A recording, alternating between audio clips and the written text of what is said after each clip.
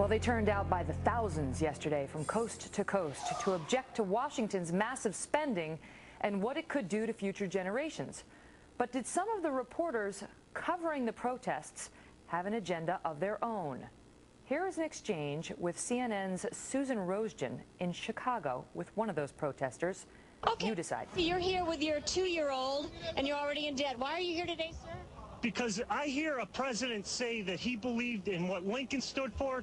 Lincoln's primary thing was he believed that people had the right to liberty and they had the right... Sir, what does this have to do with taxes? What does this have to do with your taxes? Do you realize that you're eligible for a $400 credit? Finish my point. Lincoln believed that people had the right to share in the fruits of their own labor and that government should not take it. And we have clearly gotten to that point. Wait. Did you know that the state of Lincoln gets $50 billion out of these stimulus? That's $50 billion for this state, sir. Ma'am,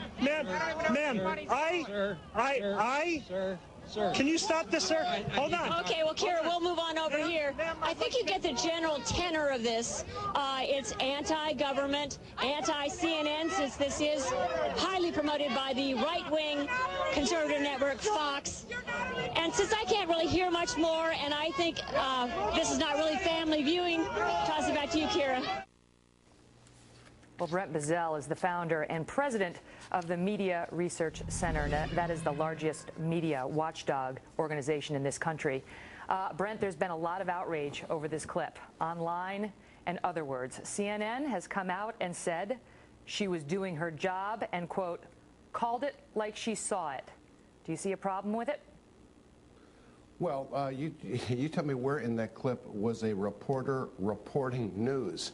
This was an activist debating with an activist and calling herself a reporter in the process. No, look, 3 years ago when you had the immigration rallies all over the country, the media celebrated them. They thought this was very American. I'll tell you, Megyn, there's nothing more American than the American people demonstrating against oppressive government. There's nothing that defines America better than that. And yet, last night on the coverage and for the last 2 days, it's not just that kind of coverage that we just saw. It's insulting coverage. I've never seen anything like it. The oral sex jokes on that network, and particularly on MSNBC, about teabagging. I'm not going to explain it if the audience doesn't understand it. But they had them by the dozens. That's how insulting they were toward people who believe they're being taxed too highly.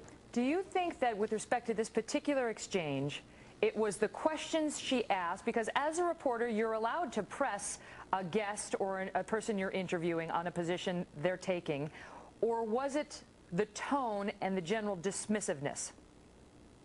Well, it's both. Go ahead and ask the questions, but allow the person to give an answer before you interrupt them with the next question. But that last statement, there's nothing newsworthy in being so dismissive and calling it the right-wing Fox News network that somehow was responsible for that demonstration. That's an insult against Fox, but it's also an insult to anybody who was out there demonstrating, to say that you're some kind of a pawn of some kind of a conspiracy or a cabal. You know, I thought we got over that with Hillary Clinton in 1993. Apparently not. You know, Brent, it's been interesting because Fox News covered these tea parties, and we were one of the only organizations to give it any publicity or PR prior to the fact that it happened. And it was so undercovered by virtually every news organization. Why is that? Why was it so ignored up until the very last day by virtually everyone? Megyn, it's a classic example of an agenda here. Look, I repeat, when the immigrants demonstrated, all these networks were there promoting it, talking about what a wonderful thing it was. But when taxpayers protest against too high taxes, then you get this kind of coverage, either ignored or dismissed or insulted. This is an agenda by those other networks. How dare they criticize Fox when they're so clearly promoting their own agenda? Do you think it has something to do with the fact that, you know, they didn't agree with the agenda of these people? In other words, this reporter in particular obviously wasn't happy with these protesters. Now, we don't know what led up to this. We don't know what she saw prior to that clip. But she described it as anti-family. Meanwhile, this guy's sitting there with his 2-year-old. I mean, there were a lot of families out there, and they were not just Republicans. They were Democrats and independents alike. She insulted them because she doesn't agree with them, because she sees anything that is to the right of her to be part of some right-wing, hate-filled, Fox-led cabal. This is the agenda of this reporter on CNN, and I think it's tragic that CNN would stand behind this kind of garbage attack, advocacy attack, and call it journalism. They wonder why they're in last place. Here's a classic example why. Is it your job as a reporter, Brent, to go out there and, quote, call it as you see it? I think your job is to report truth and to report news. If in the course of that there is going to be a devil's advocate position, I've got no problem with that. A, if you do it on both sides, and B, if you have the respect to allow the other side to answer a question instead of attacking that person and then wrapping it all up with an insulting statement about that man's family.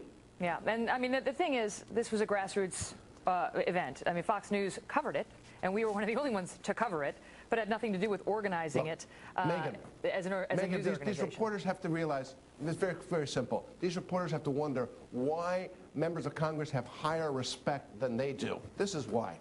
Brent Bozell, thanks for coming on. We appreciate you being here. Thank you, Megyn. Just a mess in Chicago yesterday, wasn't it? I mean, honestly. I don't know. I mean, she did give him 4 seconds to answer, so, you know.